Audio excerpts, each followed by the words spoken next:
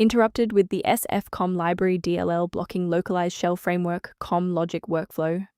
I'm Sophie Chen, a Windows support engineer. I've analyzed the conflict and I'm ready to show you the safest fix. To start our guide for Sfcom library, you can follow the manual steps or use the suggested tool for workstation health. This is the Sfcom library, a security framework COM module.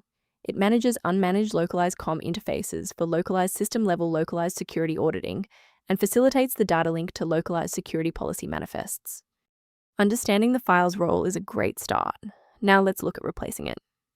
Sfcom serves as a critical internal bridge for localized shell framework COM logic features, and you should download the latest version of your host program where you encountered the error to replace any truncated or damaged binaries to resolve the launch error.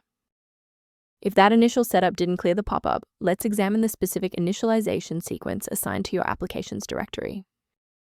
A quick reboot can determine if the error is transient. While it won't fix a deleted file, it can re-establish the connection between your software and the Sfcom library file if the path was temporarily busy. Make sure to save your spot by bookmarking this video or hit the like button before you restart so you don't have to search for it again. Restarting doesn't always catch everything.